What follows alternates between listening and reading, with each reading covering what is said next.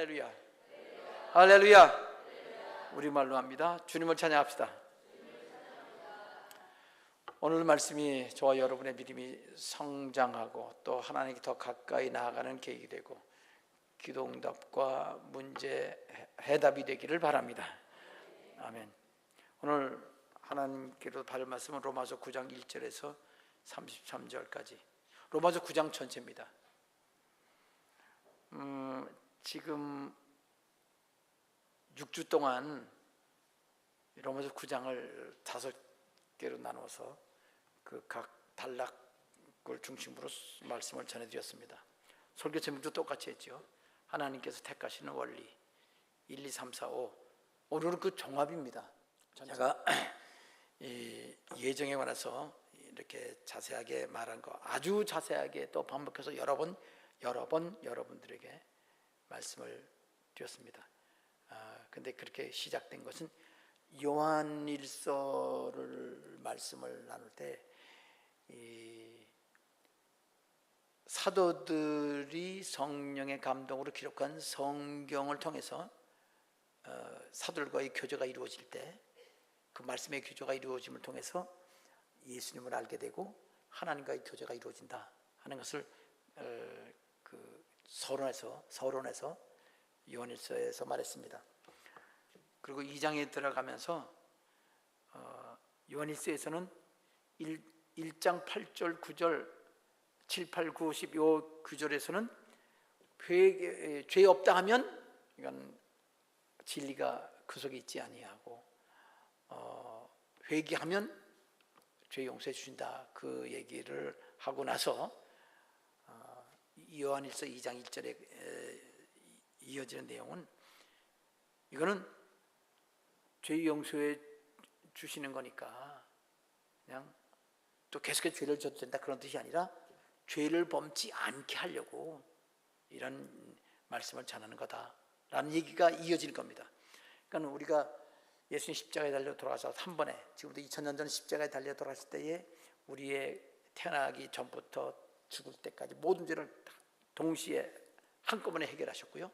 나 개인의 모든 죄뿐 아니라 이미 천지창조할 때 아담부터 아직 태어나지 않은 마지막 태어날 사람의 모든 죄까지 한꺼번에 해결하신 거죠. 그렇게 생각하면 죽을 때까지 범할 죄를 이미 용서받은 거예요. 그럼 마음대로 죄를 져도 되냐? 아니 그거 아니다. 그렇게 모든 죄를 용서하셨다는 것은 마음대로 죄를 져도 된다는 뜻이 아니라 오히려 하나님께서 그 예수님 통해서 그 존귀하신 하나님의 아들이 십자가에 죽으신 그 은혜를 생각해서 죄를 지어는 안 된다는 것을 강조하는 거다 하는 것이 요한일서 2장 1절 얘기예요. 그러면서 2절에서는 그러면서 만일 2장 1절입니다. 2장 1절 제가 읽을게요. 나의 자녀들아 내가 이것을 너에게 쓰는 것은 너희로 죄를 범하지 않게 하려 함이라. 만일 누가 죄를 범해도 아버지 앞에서 우리에게 대언자가 있으니 곧 의로우신 예수 그리스도시라. 죄를 범치 않게 하려고 이렇게 죄 용서에 관해서 얘기를 했는데 그러나 죄를 범하면 어떻게 하냐? 예수님 십자가에서 예수님이 모든 죄를 다 해결하셨기 때문에 하나님 앞에서 그 예수님이 지금도 하나님 우편에 계시니까 우리의 대언자가 되어서 우리를 변호해 주시는 분으로서 우리를 위해 기도하고 계시다. 지금도 그런 말씀하시는 겁니다. 그러니까 죄를 용서해 주신다. 그거는 범치 말라고 하는 거. 죄는 범하면 안 된다는 거다. 만약 죄를 범해도 된다 그러면 용서해 줄 필요 없죠. 범해도 되는 거니까. 근데 용서했다는 것은 죄를 범하면 안 되니까 용서해 주신 거잖아요. 어린아이들이 놀다가 막 지능 묻혔어요. 그럼 닦아주잖아요. 묻히지 말라는 거지요. 닦아주니까 또 묻히고 들어온다. 이거는 좀 방향이 잘못된 거지요. 생각하는 게. 그러니까 죄를 범치 않게 하려는 거지만 그러나 죄를 범해도 또 예수님께서 우리를 위해서 변호해 주시고 대언해 주시고 기도해 주신다. 그런 얘기를 이어서 2장 2절에 요한일서 2장 2절에 그런 우리 죄를 위한 화목제물이다. 화목제물. 이 제물을 종류 짐승을 잡아서 드린 제사 종류가 세 가지입니다. 그 짐승 피 제사 말고 곡식 제사도 있죠. 이제 그거 빼놓고 피의 제사만 따지면 세 가지인데 속죄제, 번제, 화목제입니다. 그런데 이 화목제를 드리는 제물이 화목제물이죠. 화목제사, 화목제물. 그런데 그러면 세 가지 중에 한 가지라고도 돼 있지만 죄를 위한 제물은 속죄제물이거든요. 구약의 레위기의 1, 2, 3, 4, 5장에 있는 말씀의 원리를 보면 그렇습니다. 그런데 여기 요한일서에서는 우리 죄를 위한 화목제물이라고 그랬어요. 우리 죄를 위해서 속죄제물이라고 얘기하잖아요. 근데 화목제물이라고 그랬어요. 그러니까 이렇게 아주 당연한 것 같은데 조금 다르게 표현하면 거기에 더 깊은 의미가 있는 겁니다. 그러면 여기서 우리 죄에 관한 개념이 좀 넓어져요. 화목제물에 관한 그 의미도 더 넓어집니다. 그래서 좁은 의미의 화목제물도 있고 넓은 의미의 화목제물도 있고, 이 죄도 하나님 앞에 범한 죄, 그러니까 불신앙의 죄죠. 하나님 명령 어긴 죄, 불순종의 죄죠. 그런데 여기서 우리 죄를 위한 화목제물이니까, 화목제물을 좁게 말하면 일상생활 사는 동안에 늘 주님과 동행하는 게 화목제물이거든요. 화목제거든요. 중요한 거는요, 요한일서 2장 2절에 그는 우리 죄를 위한 화목제물이에요. 항상 우리를 위해 기도하고 계십니다. 항상 우리는 어쩌다가 우리 하나님 생각하지만, 그런데 요한일서 2장 2절에 우리 죄를 위한 화목제물이니 우리만 위할 뿐 아니라 온 세상의 죄를 위하심이라 그랬잖아요. 그래서 온 세상이 이게 무슨 뜻이냐? 그냥 온 세상이면 온 세상이에요. 조금 깊이 생각하면 그럼 믿는 사람들만 위해서 십자가에 달려 돌아가셨냐? 안 믿는 사람도 돌아가셨냐? 안 믿다가 믿는 사람도 있으니까 그 사람들 위해서 돌아가셨겠죠. 그럼 계속해서 안 믿고 그러다가 지옥 간 사람들은, 그 사람들은 예수님이 위해서 죽은 게 아니냐? 화목제물이 아니냐? 이렇게 자꾸 깊이 생각하다 보면 그 질문이 생겨요. 그럴 때 제가 이거 요한일서 2장 2절도 말씀을 전했고, 계속해서 지금 6주 동안 여러분에게 강조한 거, 직접적으로 간접적으로 강조한 내용인데, 만일 말이에요, 지옥 갈 사람을 위해서도 예수님이 십자가에 달려 돌아가시고 그들의 죄를 용서해 주셨다면요, 그렇게 주장하는, 그렇게 설명을 하지요. 이 세상의 모든 사람들의 죄를 십자가에 달려 돌아가셨다 그러면 그 장로교 목사님들, 신학자들은요, 그럼 이렇게 비판합니다. 그러면 예수님이 헛고생하셨네. 아니 예수 안 믿고 지옥 갈 사람 아무리 그 사랑의 말을 전하고 죄 용서 천국 가자고 그러고 다 예배 넣으셔도 안 갈 사람 그거 하나 다 아시잖아요. 죽으셔도 소용없는데 그거 왜 죽으셨어? 쓸데없이 행동하셨네? 그러니까 하나님은 그렇게 쓸데없는 일을 하시는 분이 아니다. 그러니까 지옥 갈 사람을 위해서 십자가에 죽으실 리가 없다. 천국 갈 사람들을 위해서 죽으셨다. 이런 이론이 되는 거예요. 그러다 보니까 사람이 이 세상에 지금 있는 사람 말고 천지창조하기 전에 계획을 하셨거든요. 하나님이 작정을 하시고 계획을 하시고 그 다음 누구를 구원하고 어떻게 될 것을 예정하십니다. 그 예정할 때 아직 천지창조하지 않았습니다. 사람을 창조할 것까지 다 계획이 되시는데, 창조했을 때에 누구를 지옥 보내고 누구를 천국 보내야 되겠다. 그래서 그런 결론이 나오는 거예요. 지옥 갈 사람 때문에. 그러다 보니까, 그리고 게다가 하나님은 사람이 믿으면 구원하고 믿지 않으면 구원 못한다 그러면 사람에게 끌려서 사람이 주도권을 갖고 있고, 하나님은 주도권 가진 사람에 의존해서 이 구원의 일을 하시는 분이라고 하는 것은 전지전능하신 하나님, 온 우주 만물을 다스리는 하나님의 그 주권에 대해서는 합당하지가 않다. 그건 하나님은 사람 믿고 안 믿고 관계없이 그 전에 하나님 그냥 천국 갈 사람 천국, 지옥 갈 사람 정해놓고 그 다음 그래서 십자가에 죽으시기도 하시고 내버려 두시기도 하시고 지옥 가기로 정하기도 하시고 그리고 천국 갈 사람들을 위해서 하나님 권면하시고 믿음을 주시고 믿어서 천국 가게 하신다. 모두 하나님이 하신다. 이렇게 말하는 게 그게 이중 예정이라고 그랬어요. 그렇죠? 제가 이거 이런 한 5번은 한 것 같아요. 그런데 그 칼빈의 제자가 생각하니까 너무 심하거든요. 지옥 보내놓고도 하나님 지옥 보낸다니까 그 하나님 책임이 있는 거잖아요. 그러니까 그거는 그냥 원래 다 지옥 갈 아담 이후 모두 다 지옥 갔으니까 내버려 두고 구원받을 사람만 예정했다. 그러면 유기 예정이라고 했어요.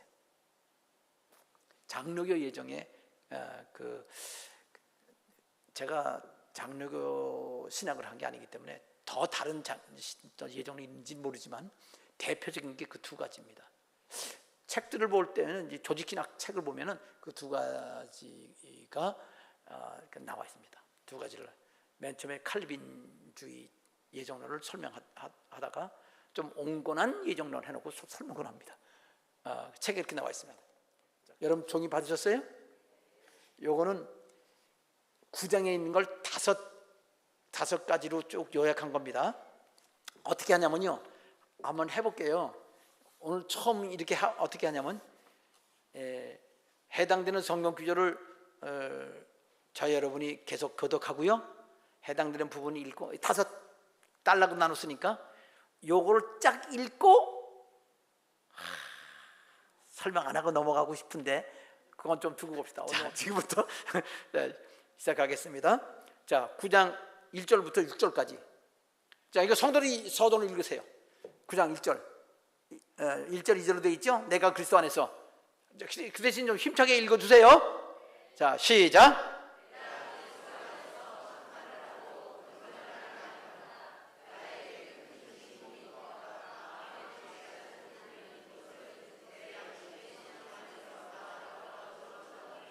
바울이 그 20대네요. 계속 읽으세요. 3절.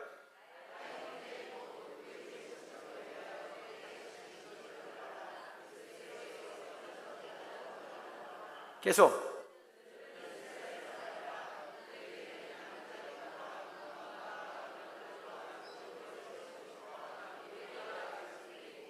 또.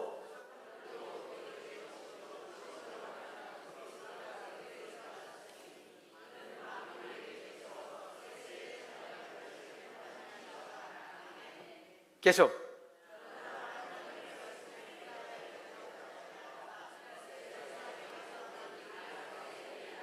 자, 이게 6절까지 서론입니다. 여기서 가장 중요한 건 바울이 걱정했다. 왜? 자기 이스라엘 백성들 때문에 예수 안 믿어서. 그러면서 말하기를 조상도 그들 것이라면 아브라함이 후손이란 뜻이에요. 믿음이 있죠. 그 다음에 육신으로 하면 그리스도가 나셨단 말은 예수님이 오신 것은 예수님의 통로로, 오시는 통로로 이스라엘 백성들을 하나님 세우셨는데 그게 바로 복의 핵심입니다. 아브라함의 복 주신 것, 그것이 가장 큰 복이 예수님의 오신을 통로인데, 근데 예수를 안 믿는 말이지요. 그러니까 하나님의 약속이 언약이 폐지된 거 아니냐?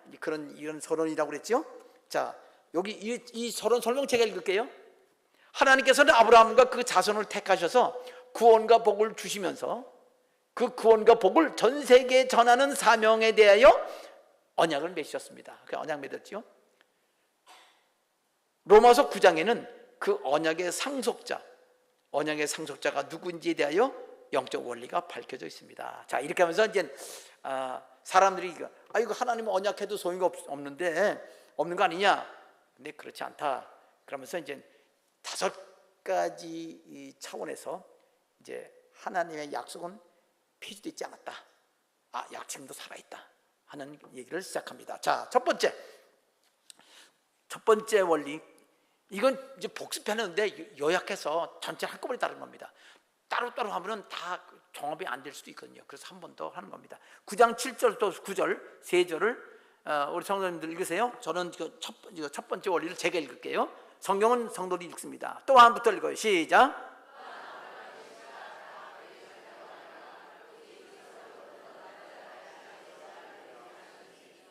곧 육신의 자녀가 하나님의 자녀가 아니요 오직 약속의 자녀가 실로 여기심을 받느니라. 약속의 말씀은 이것이니 영년 이때에 내가 이르리니 사라에게 아들이 있으리라 하심이라. 아멘.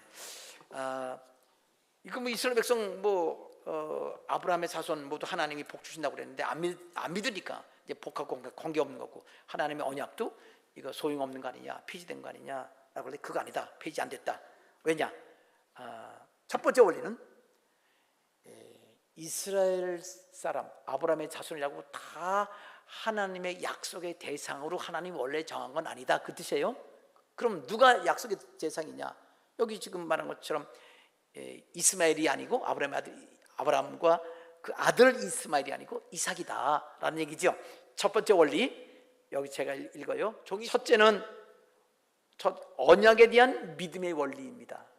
여기 하나님 복 주시는 원리, 이거를 제목은 택함 받는 원리라고 했어요. 하나님께 부르시고 택하셔서 복 주시는데 복 주시는 그 복 대상자, 또 그 복 주시는 언약의 대상자, 그 대상을 상속받는 대상에 대한 상속이죠. 상속자. 어떤 원리로 그렇게 복을 받게 되느냐? 언약에 대한 믿음의 원리. 아브라함도 하나님의 약속을 믿었어요. 사라도 믿었습니다. 그리고 이삭도 믿었어요. 그래서 아브라함과 이삭이 하나님의 복받는 사람이 됐고 그 후손도 복받게 됐는데, 이 원리는 그 다음 때 계속되는 원리다. 그래서 하나님의 약속의 말씀이 있으면, 성경 약속의 말씀입니다. 그 약속의 말씀을 믿는 사람을 하나님 복 주시는 사람으로 택하신다. 제가 읽을게요. 첫째는 언약에 대한 믿음의 원리입니다. 언약의 약속을 믿고 순종 충성하는 사람, 그리고 그 약속의 자녀가 언약의 대상자가 됩니다. 여러분, 아브라함이 하나님 약속을 믿었죠. 그래서 순종해서 복받았죠. 그런데 아브라함에게 하나님의 아들 번지로 제사 지라고 그랬죠. 그런데 아브라함이 자기만 믿음을 열심히 믿고 아들한테는 그 믿음을 완전히 가르쳐 주지 않았어요. 그런데 산에 올라가서 너 죽여서 제사를 한다 그러면 이삭이 몇 뿅 가가지고, 야 아버지 이게 아브라함이 미쳤나 그러고 안 죽을 수 있잖아요. 그러면 어떻게 돼요? 그러면 이게 말이 안 되는 거죠. 하나님은 이미 아브라함이 그렇게 믿음이 발전할 걸 알고 계셨어요. 그 이삭에게도 그렇게 믿음을 전해줄 걸 알고 계셨죠. 이삭을 죽이려고 했더니 이삭이 그렇게 하세요. 그리고 자기를 그냥 하나님이 들으시라면 저도 제 목숨을 드리세요. 어떻게 됐을까요? 아기 때부터 그냥 완전히 성령 충만했나요? 아니지요. 아브라함으로부터 배운 거예요. 아브라함의 그 믿음과 그 깨달은 진리와 그 체험한 거를 전해줘서 그도 아브라함과 똑같은 믿음을 갖게 된 거예요. 그래서 아브라함과 그 자손 계속해서 바로 그런 믿음을 갖고 있을 때 복 받는데, 아마 이거 진짜 심각하게 생각이 돼요. 여러분들은 천국 가겠지만 자녀들은 어떻게 될지 모르겠어요. 적어도 우리 부모보다 믿음이 더 나아야 되지 않을까요? 그래야 복의 복을 계속해서 자녀 손까지 하나님 복 주시는 게 하나님 뜻인데 그렇게 되시기 바랍니다. 자, 두 번째, 첫 번째 원리는 약속을 믿어야 된다. 약속을 믿는 사람에게 복을 주신다. 약속은 성경에 기록되어 있습니다. 자, 그 다음에 두 번째, 하나님께서 복 주시는 원리. 어떤 사람을 택하셔서 복 주시는지. 두 번째 원리, 10절부터 14절까지 우리 성도님 또 읽읍시다. 두 번째 원리입니다. 그뿐 아니라, 시작. 그뿐 아니라 또한 리브가가 우리 조상 이삭 한 사람으로 말미암아 임신하였는데 그 자식들이 아직 나지도 아니하고 무슨 선이나 악을 행하지 아니할 때에 택하심을 따라 되는 하나님의 뜻이 행위로 말미암지 않고 오직 부르시는 이로 말미암아 서게 하려 하자. 리브가에게 이르시되 큰 자가 어린 자를 섬기리라. 기록된 바 내가 야곱을 사랑하고 같으니라. 아멘. 자, 요 두 번째 원리는요, 이제 아브라함과 이삭은 첫 번째 원리예요. 하나님 직접 약속하셨어요. 내가 너 복 주겠다. 너 떠나라. 그리고 아들을 제사를 보내라. 그냥 믿고 순종, 충성 가면 그 복을 이어받는 거예요. 이게 제일 기본입니다. 그런데 여기 두 번째 원리는요, 아브라함과 이삭도 아직 태어나기 전이지만 하나님 주신다고 해서 아브라함을 믿고 그 다음 아브라함의 이삭에 넘어가기 위해서 이삭을 바치라고 그런 거예요. 아브라함을 끊지 않냐고. 자, 그런데 그 이삭이 기도해가지고 아들 둘을 임신했잖아요. 그런데 그것 때문에 기도했더니 하나님 말씀하시기를 큰 자가 어린 자를 섬기리라 그랬죠. 자, 요건 이 두 번째 원리를 제가 읽어드릴게요. 둘째는 복받는 원리, 하나님이 택하셔서 복 주시는 원리. 언약의 대상자의 자격 원리입니다. 하나님이 자격을 제시해 주셨다 이 말이에요. 자격을 제시해. 이 말씀을 읽으면서 큰 자가 어린 자를 섬기리라 이런 것이, 제가 여러분에게 질문했었나요? 큰 자가 누구죠? 그럼 에서라고 그랬죠? 작은 자가 누구죠? 야곱이라고 그랬죠? 저도 그렇게 어렸을 때 알고 있었고요. 주의 종이 된 후도 그렇게 생각을 했었어요. 그런데 이번뿐 아니라 그 전에부터 제가 이런 말씀들을 살펴보면서 이건 그 뜻이 아니다. 오래됐죠.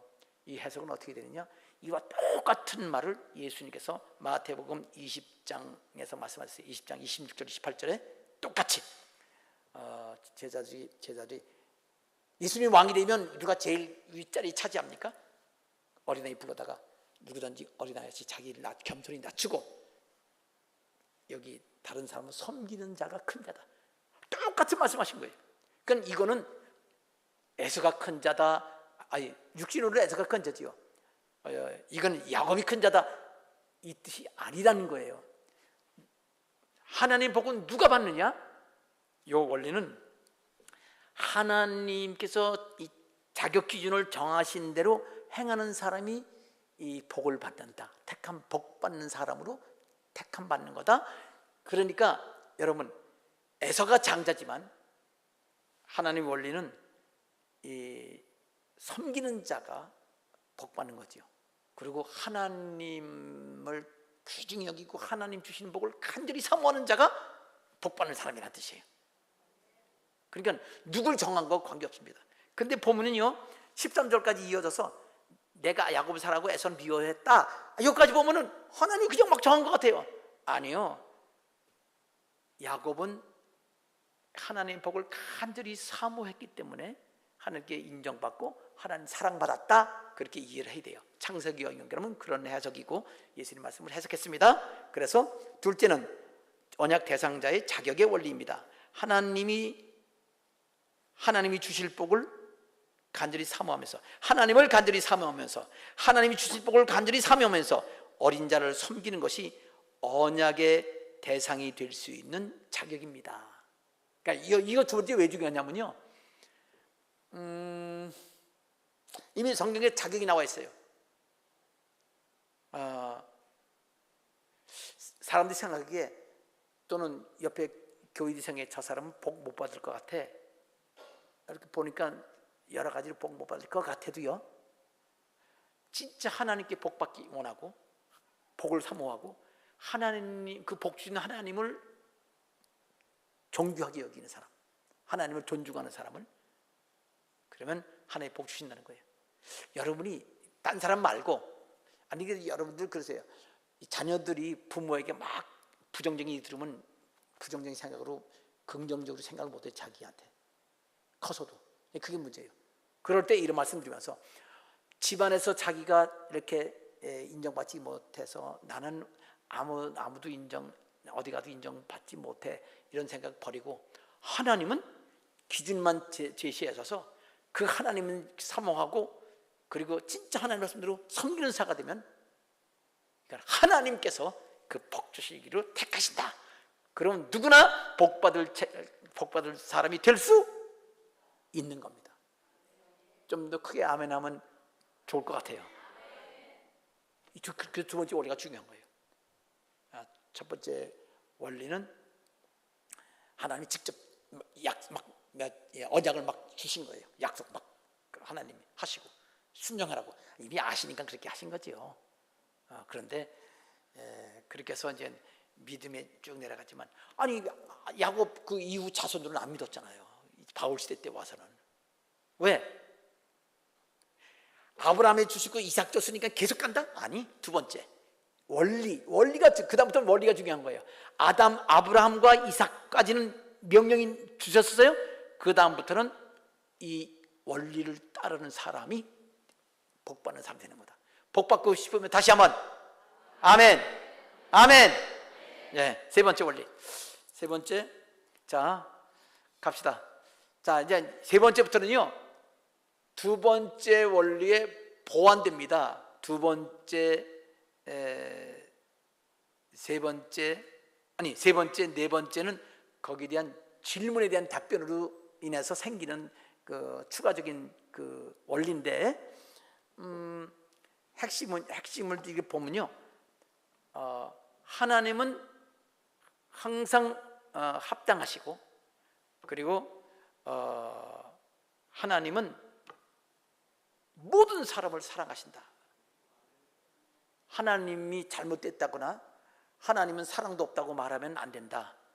그러면 두 번째, 이걸 야곱은 사랑과 에서 미워했다. 함부로 하나님 막 그렇게 하시면, 그러면 태어나기 전에 그렇게 하신 거 아니거든요. 여러분, 야곱 사랑하고 에서 미워한 거는요, 태어나기 전에 그렇게 말씀하신 거 아니에요. 성경을 모르는 사람이나 이런 질문을 하는 거라고. 하나님이 태어나기 전에 막 정했다고. 그거 예정 아니에요. 태어나기 전에 이중 예정한 거 아니에요.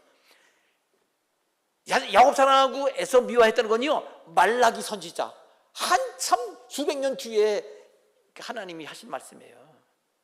그러니까 그 무식하게 성경을 겉보기만 알고, 겉으로 보면 그럴 것 같아요. 그러면 안 된다. 성경 해석 제대로 해야 된다 얘기예요. 세 번째 갑시다. 자, 그러면 성도들 좀 읽으세요. 그런 줄부터 읽겠습니다. 성도들이 시작.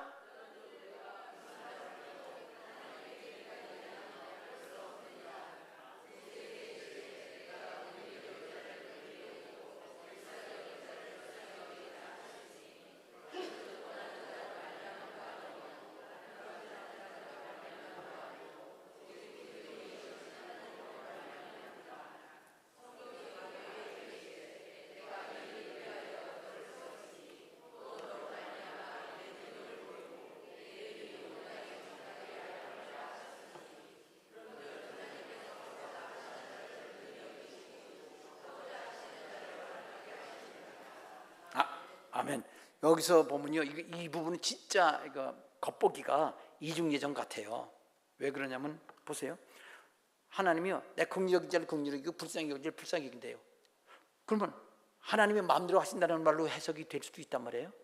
근데 제가 이거 얘기했습니다. 그건 마음대로 하겠다는 게 아니라 긍휼히 여기기에 합당한 자, 내가 긍휼히 여길 텐데 긍휼히 여기기에 합당한 자를 내가 긍휼히 여긴다, 그런 뜻이란 말이에요. 이걸 가정법이기 때문에 그게 가능하다고 얘기했어요. 그 다음에 하고자 하는 자를 긍휼히 여기고 하고자 하는 자를 완악하게 하신다. 그러니까 하나님이 원하는 자를 천국 보내고 불쌍히 여기서, 하나님은 또 원하는 자, 지옥 보내고 원하는 사람은 악하게 해서 지옥 보낸다. 이 18절이 그렇게 오해하기 쉽습니다. 그러나 제가 이거 지난번에 다 설명했습니다. 완악하게 한다. 자, 여기서 해석 원리가 뭐냐면요, 성경 문맥을 보면 이거 진짜 이중 예정 같아요. 그런데 균합적으로 봐야 돼요. 성경이 다른 규절하고 봅시다. 하나님께서 직접 누구를 악을 행하라고 한 적이 성경 다른 데 있다 없다? 없다. 악을 행하라고 말한 적 한 번도 없어요. 최초의 악을 행한 게 누구죠? 아담. 그런데 하나님이 아담에게 선악과 따먹으라고 그랬어요? 안 했어요. 그런데 이중예정론자는요, 장로교 신학자 벌코프라는 사람은 그랬습니다. 겉으로는 따먹지 말라고 그랬지만 속으로는 따먹는 게 아닌 뜻이다, 이렇게 말한. 제가 책 읽어주려다가 오늘 종합하는 바람에 다음 주 읽어드릴게요. 책 갖고 와서. 이중예정 틀렸습니다. 하나님은 앞뒤가 다른 분 아니에요. 여기서 완악하게 한다는 말은 바로 애굽왕 바로를 얘기하는 건데, 이것도 완악하게 하는 게 하나님이 악을 행할 수도 자유를 주신 분이기 때문에 하나님이 하셨다고 표현이 가능한 그런 표현입니다. 그러나 하나님이 악을 행하게 하신 건 아니다라는 거, 제가 이거 설명하면요, 이 세 가지 네 가지 설명을 해야 돼요. 이거 아니고 또 바로에게 이스라엘 백성 놓아주라고 안 했으면요, 바로가 그렇게 악한 게 드러나지가 않습니다. 내보내고 그러니까 바로가 못 내보내잖아요. 그래서 바로가 악하게 된 것처럼, 아니 그 노동력을 다 없애버리면 어떻게 돼요? 애굽에 그 왕으로서는 할 수가 없는 거거든요. 그러나 사실 이 요셉 때문에 애굽이 망할 거 7년 환란 동안에 이거 더 풍성하게 됐잖아요. 이런 걸 생각하면 당연히 하나님이 하라고 하는 게 합당한 건데, 바로는 그렇게 할 수가 없는 거예요. 사람은 그렇게 하나님 뜻을 합당하다고 여기지 못할 때가 많습니다. 하나님은 이거는 합당한 거다라는 뜻입니다. 완악하게 했단 말은 완악한 것이 드러나게 했다는 그런 뜻으로 이해를 해야 돼요. 성경 요 구절만 보는 것 같지만 이 성경 전체 내용을 보면은 그렇게 해석하면 안 됩니다. 성경은 누굴 악하게 하라고 한 적이 없으세요. 자유를 주셨습니다. 그리고 나중에 심판하십니다. 자, 넘어가겠습니다. 아니, 읽어야지. 세 번째인가요? 예, 세 번째 원리는 하나님의 합당하신 원리. 하나님은 합당하시다. 성경 볼 때 합당하지 않은 구절 같이 오면 해석을 잘못한 거예요. 하나님은 미래 일이나 현재 일이나를 막론하고 주권자이신 하나님의 합당하신 뜻을 따라 긍휼히 여기심으로 언약의 대상자를 택하십니다. 또한 하나님은 모든 사람들을 그의 자유의지로 선택한 그들의 영적 상태가 어떠하든지 간에 선하든 악하든 하나님은 그 합당한 뜻을 따라 그를 쓰십니다. 그대로 쓰시는 분이시다. 그 다음 네 번째가 그 다음 이어서 중요한 내용이 나옵니다. 네 번째 19절부터 24절까지 읽겠습니다. 혹 네가 시작. 혹 네가 말하라. 그러면 하나님 누가 그 뜻을 대적하느냐 하리니 이 사람아 네가 누구기에 감히 하나님께 반문하느냐. 지음을 받은 물건이 지은 자에게 어찌 나를 이같이 만들었느냐 말하겠느냐. 토기장이가 진흙 한 덩어리로 하나는 귀 쓸 그릇을 하나는 천이 쓸 것을 만들 권한이 없느냐. 만일 하나님이 오래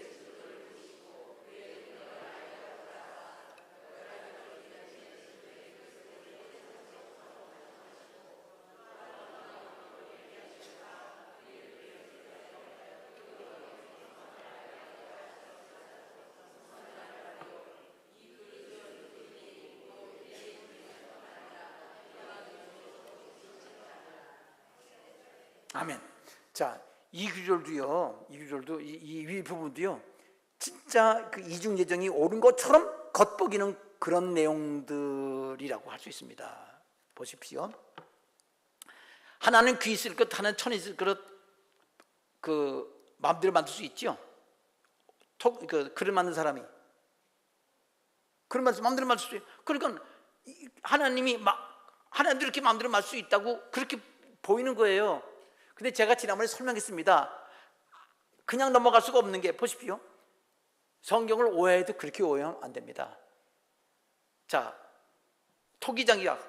진흙으로 그릇 만드는 그 사람이 하나는 귀 있을 그릇, 하나는 천 있을 그릇 만들어요. 하나님은 그렇다는 거예요. 그러니까 하나는 천국 보내고 하나는 지옥 보낼 그릇을 만든다고 이렇게 오해하면은 진짜 멍텅구리예요. 왜냐? 예를 들을게요. 사실로 보는 겁니다. 여러분, 옛날 100년 전에 얘기합시다. 그럼 농사 지을 때요, 이렇게 동네 밖에다가 거름더미 싸놓죠. 거름더미 싸놔요. 막 그 동네 거름 다 갖다, 옛날에 그 화장실 있죠. 화장실이라나 뒷간이라고 그래. 옛날엔 칙간이라고도 하고, 거기 있는 거 많이 싸면 갖다가 이게 그 바깥에 싸놔요. 그리고 막 나뭇잎 바르고 푹푹 썩으면 비료가 돼요. 그러면 옛날 50년 100년 전에는요, 그 다음에 다 나눴어. 퍼가지고 이렇게 가서 밭에다 뿌려요. 맛있게 음식 잘 자라라고, 잘 익으라고. 자, 그러니까 근데 이제 사람이 집이 많지 않으면요, 집집마다 해야 돼. 그거를 집이 많지 않으면은, 그러면 집에는요 지게가 아니라 지게지요. 지게가 두 개, 하나는 물지게가 있고 하나는 똥지게가 있어요. 물지게는 물 떠다가 이거 항아리에 붓고 먹는 게 물지게예요. 똥지게는 그 치권에 있는 똥을 퍼다 담아다가 이제 밭에다 뿌릴 때 그 똥지게 필요하지요. 여러분, 그 옛날 그 농촌에 반드시 써야 할 두 가지 지게가 있어야 돼요. 무슨 지게? 물지게와? 그럼 똥지게는 그건 나쁜 놈이에요? 주인한테 꼭 필요해, 안 필요해요? 그래요. 귀히 쓸 그릇 물지게, 천이 쓸 그릇 무슨 지게? 필요해요, 안 필요해요? 필요해요. 여러분, 우리가 그 물탱크 나르는 차 있죠? 가뭄때 물탱크 물 나눠주잖아요? 필요해, 안 그래요? 물탱크 차. 그런데 요즘에는 수세식이죠. 정말 처리장으로 가지만 옛날에는 다 정화조가 있었죠. 20, 30년 전에 정화조가 있었어요. 정화조가 있으면요 6개월에 한 번, 1년에 한 번씩 와가지고 펌프로 하면 그 정화조에 남은 게 있잖아요. 찌꺼기 남아요. 정화되더라도 찌꺼기 남아. 그거 퍼가는 거 알아요? 모르는구나. 그러니까 탱크 중에, 탱크란 말은 물탱크, 탱크의 큰 통이에요. 탱크 트럭이 두 종류, 큰 도시에는 서울, 송탄, 평택시도 그럴 거예요. 물탱크 차도 필요하고 똥탱크도 필요하고. 필요해, 안 필요해요? 이 세상에 귀하게 쓸 사람도 있고 천하게 쓸 사람도 있는데, 여러분, 물찌개 같은 사람도 있고 똥찌개 같은 사람도 있어요. 하늘나라 가면요 똥찌개가 더 상금 많이 받을 것 같아. 나는 세상에서 수고 많이 했다고. 알 수가 없어요. 그러니까 이 세상에서 천이 여김받고 무시 많이 당해도 예수 믿는 사람들은 천국 소망 가지고 나 주에 충성하겠다고 하면서, 그럼 이 땅에서 먹고 마시고 쓰는 거 하나님이 다 책임져 주십니다. 그렇게 살으란 얘기예요. 그러니까 이거 귀신으로 처리할 것, 지옥 보낼 그릇이 아니라 하나님이 쓰시는 그릇이에요. 사람이 싫어하는 그릇, 그러나 하나님께 꼭 필요한 그릇, 그게 천이 쓸 그릇입니다. 자, 여기서 진노의 그릇도 오래 참다고 그랬는데, 진짜 하나님 지옥 보낼 사람인데도 세상 끝날 때까지, 하나님 주신 수완이 끝날 때까지 끝까지 하나님은 구원하려고 애를 쓰고 계시다, 그 뜻이에요. 그게 왜 이게 이중예정이에요? 하나님은 끝까지 모든 사람을 구원하시는 거죠. 모든 사람을 위해서 하나님 예수 십자가에서 돌아가신 거 믿으시기 바랍니다. 이거 이중예정으로 얘기하고 이것만 옳다 그러고 이거 따지고 계속 토론 안 하면 그건 어쩔 수 없어요. 그렇게 믿는 사람은 어떡하겠어요? 그러나 제가 여러분에게 계속 원어를 얘기하면서 해석 원칙을 말씀드리잖아요. 하나님은 좋으신 분입니다. 합당하신 분이고. 자, 다섯 번째죠 이제. 네 번째 안 읽었나? 네 번째, 하나님의 사랑의 원리입니다. 하나님은 이 세상의 모든 사람을 사랑하십니다. 하나님은 모든 사람을 선하고 귀중한 존재로 지으셨고 모두 복받게 되기를 기대하시면서 긍휼을 베푸십니다. 넘어가겠습니다. 다섯 번째, 자, 호세아 25절부터 마지막까지 우리 성도님들 이거 교독합시다. 너무 길으니까 제가 먼저 읽을게요. 25절. 호세아의 글에도 이르기를 내가 내 백성 아닌 자를 내 백성이라 사랑하지 아니한 자를 사랑한 자라 부르리라.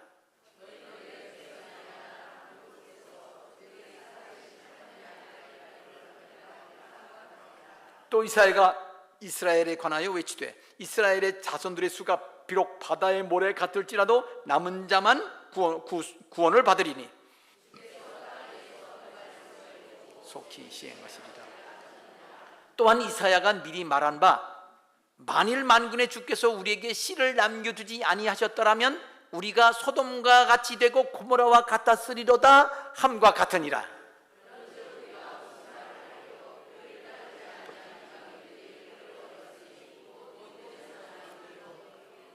의의 법을 따라간 이스라엘은 율법에 이르지 못하였으니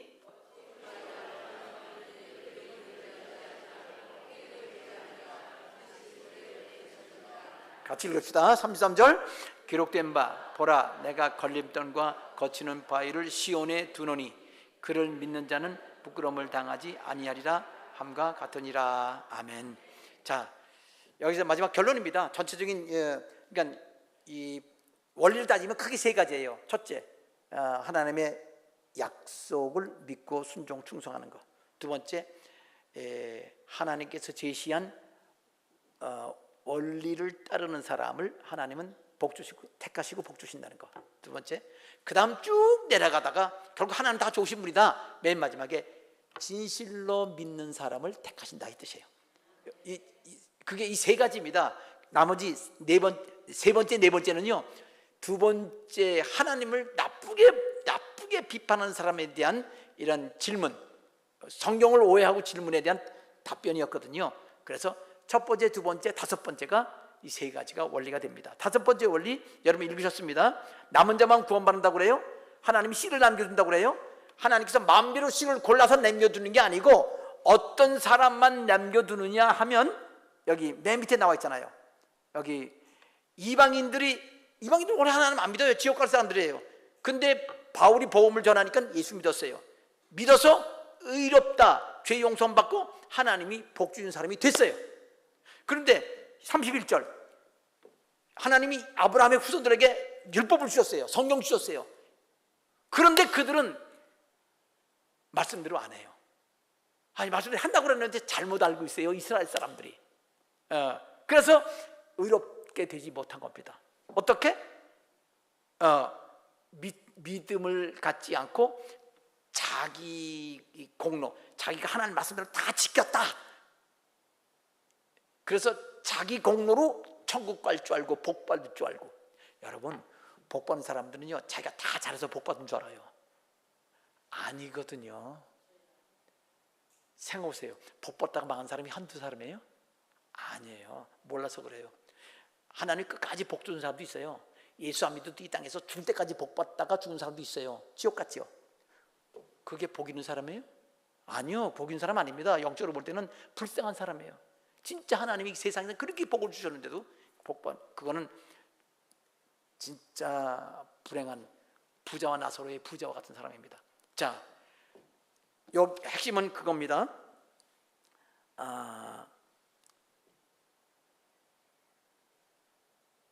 자, 답을 읽겠습니다. 다섯째, 하나님이 택하셔서 복 주시는 원리는 믿음의 원리입니다. 믿음으로 의롭게 된다. 믿음으로 자격을 받는다. 믿는 게 바로 복받을 자격이다 이 뜻이에요. 의란 말은 구원받고 복받을 자격을 의라고 불러요. 그래서 믿음의 의. 여기 믿음을 의지 않고 행위를 의지하면 내가 다 잘해서 나는 하나도 부족함이 없어서. 부족하면 다 부족하지요. 그래도 복을 내가 받았다 그러면 부족함과는 관계없이 내게 있는 것만 가지고 복 받았다. 이거 착각입니다. 이 세상 사람은 아무리 능력이 많아도 하나님이 복 주시지 못할 만한 근거를 하나님이 딱 집으면요 복 못 받아요. 그래서 조심해야 돼요. 복 받고 나서 큰 소리 치는 사람들 뒤에 끝이 안 좋은 사람들이 많아요. 그렇지 않은 사람들인데 그거는 하나님이 그렇게 쓰시는 거니까. 자, 여기 답변입니다. 믿음에 의해 원리. 하나님께서는 이미 구약 성경에 예수 그리스도를 믿는 자는 부끄러움을 당하지 않는다고 말씀하셨습니다. 여기 맨 마지막 절입니다. 여기 걸림돌과 거치는 바위는 예수님을 관한 예언입니다. 그를 믿는 자는 부끄러움 당하지 않는다. 이거 구약 성경 얘기예요. 이거 이사야 선지자 얘기입니다. 그리고 이거는요 이사야 선지자 시대 이전에 이미 모세 시대도 하나님이 그렇게 말씀하셨습니다. 예레미야도 마찬가지고 모든 시대에 하나님은요 이미 그 사람의 마음을 알아요. 이스라엘 백성 이 요단강 건너기 전에 광야 지나 40년 그다음에 가나안 땅 들어가기 전에 하나님 뭐라고 쓴 줄 아십니까? 내가 가나안 땅 들어가서 복 받으면 너희들이 타락할 거, 너희들이 나를 떠날 거 알아. 내가 가나안 땅 들어가기 전에 너희들 마음 내가 다 안 오라 그랬어요. 그리고 신명기에 말씀하시기를 너희들이 숫자가 많아서 그 가나안 땅 들어가서 그 땅 차지하는 거 아니야. 하나님 그랬습니다. 너희들은 의로워서 되는 것도 아니다. 그냥 하나님 그냥 복 주신 거예요. 자, 믿음의 의. 자, 이미 구약 성경에 돼 있다는 얘기를 바울서가 이 얘기를 하는 겁니다. 하나님의 율법을 지켜서 의롭게 될 수 있는 사람은 예수님밖에 없습니다. 그러므로 하나님께서 언약하신 구원과 복의 상속자는 예수 그리스도를 믿는 사람들입니다. 아멘. 자, 단 이 믿으면 천국 가는데 복까지 받으려면 믿음과 순종하는 자들입니다 라는 거 명심하시기 바랍니다. 자, 전체적으로 요약했습니다. 결국 뭐라고요? 하나님 약속을 믿고, 그 다음에 하나님께서 복 주실 원리, 그건 하나님 사랑하고 이웃 사랑하는 거예요. 그리고 그것은 근본은 믿음이다. 나 행위 잘했다. 절대로 믿음이 있고 행동을 착한 행동만 해도 우리는 하나님의 기준에 도달할 수가 없습니다. 그냥 긍휼하심으로 우리가 복도 받고 천국도 가는 거 아시길 바랍니다. 예수님의 은혜입니다. 뭐라고요? 예수님의 은혜입니다. 기도하겠습니다.